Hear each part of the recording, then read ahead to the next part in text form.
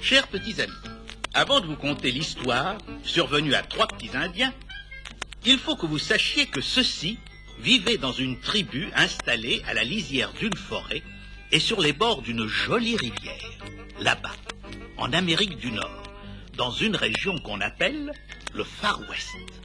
Cette tribu était commandée par un grand chef que tout le monde aimait et respectait. Il portait le nom de Flèche Rapide, car c'était le meilleur de tous les tireurs à l'arc.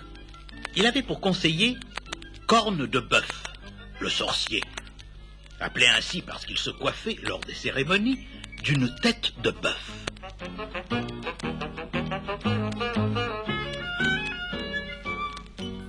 C'était un homme méchant, jaloux de Flèche Rapide et que tout le monde craignait.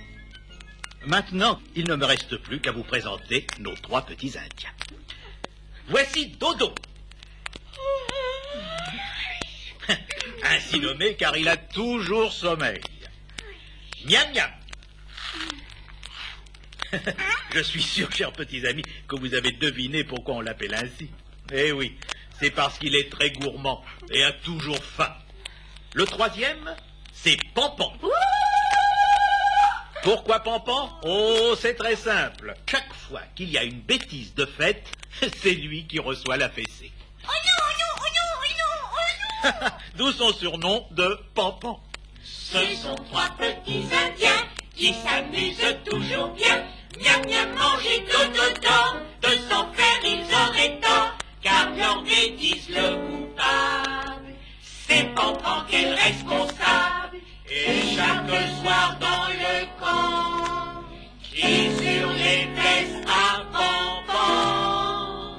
C'est Pampan, c'est Pampan, c'est Pampan, c'est Pampan, c'est Pampan, c'est Pampan, c'est Pampan, c'est Pampan, c'est Pampan. Pampan est un petit garçon extraordinaire. Il est plein d'imagination et invente toujours de nouveaux jeux.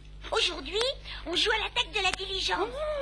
Toi, Dodo, tu feras la diligence.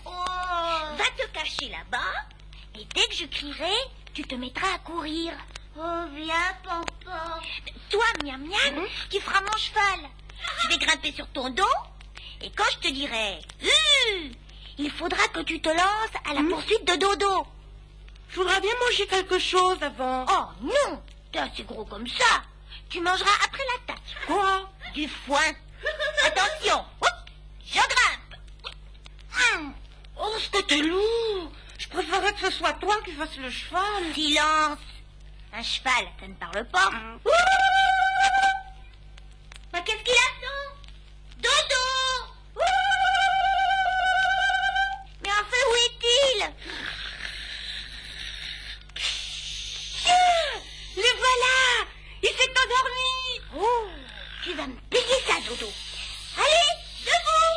Pour la peine, on va te jeter dans la rivière.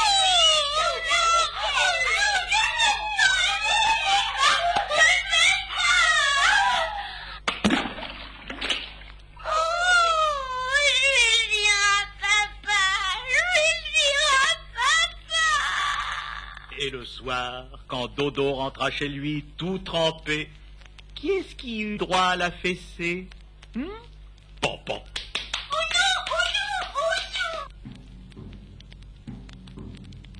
Un matin, on entendit sonner l'alarme. Tout le camp se précipita vers la tente de Flèche Rapide. Le totem sacré, représentant un superbe aigle royal en or massif, avait disparu. Le grand chef prit la parole.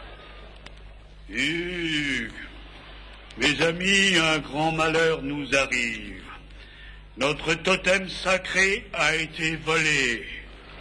Il faut que nous le retrouvions, sinon notre tribu sera maudite pour toujours. Hélas, la pluie a effacé les traces des ravisseurs.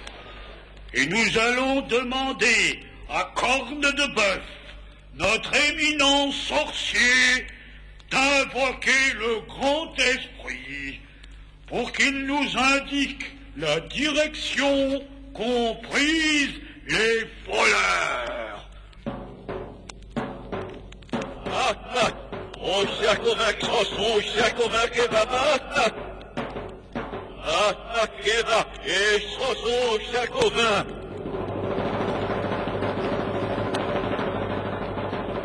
Après avoir fait brûler des herbes, danser autour du feu, le grand sorcier, brandissant son bâton magique, montra une direction.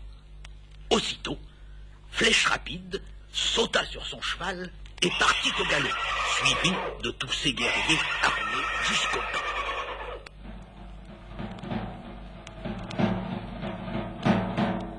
Pendant ce temps, nos trois petits Indiens décidèrent de jouer au guerrier qui retrouve le voleur. C'est toi, Miam Miam, qui sera le voleur. Dodo et moi, on va t'attraper. Où je vais? Tu vas te cacher dans la forêt.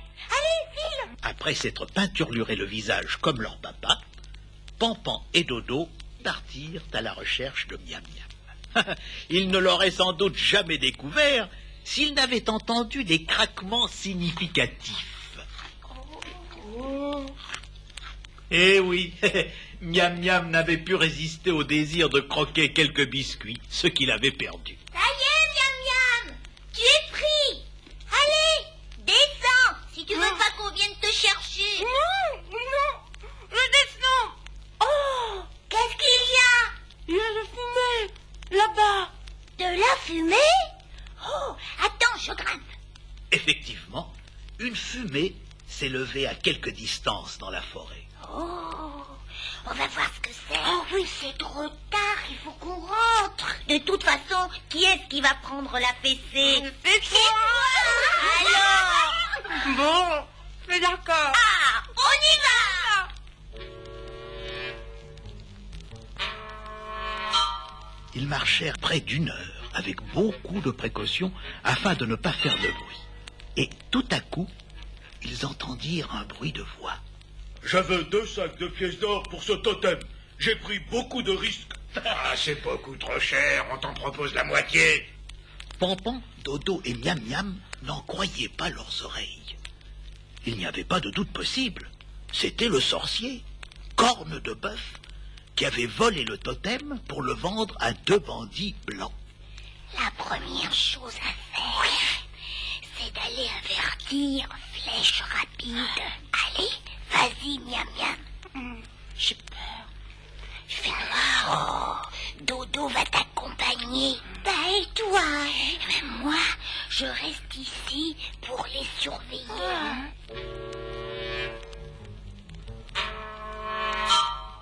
Tandis que Miam Miam et Dodo s'éloignaient rapidement, Pampan, avec d'infinies précautions, se rapprocha des 3 voleurs. C'est mon dernier prix. Mais ça ne vaut pas ça. Alors, je vais le vendre à quelqu'un d'autre. Non, attends, Corne de Bœuf, c'est bon, on accepte. Où est le totem? Où sont les pièces d'or? Tu les auras quand on verra l'objet. Bon, attendez là. Le sorcier se leva et se dirigea vers Pampan. Celui-ci n'eut que le temps de se jeter à plat ventre dans un buisson. Corne de Bœuf n'entendit rien. Quand il se fut éloigné, Pampan reprit son poste d'observation.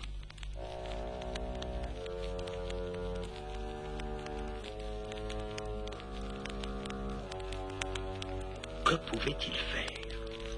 Lorsque le sorcier reviendrait avec le totem, les 2 bandits lui verseraient l'argent et ils se sépareraient. Il fallait absolument trouver un moyen de les retenir jusqu'à ce que Flèche Rapide et ses guerriers arrivent. Les 2 hommes se mirent à parler. Où est l'or? Là, dans la sacoche. Mais là derrière toi. Vaut mieux qu'il la voie pas. T'as raison, faut être prudent. Aussitôt, le plan de Pampan fut établi.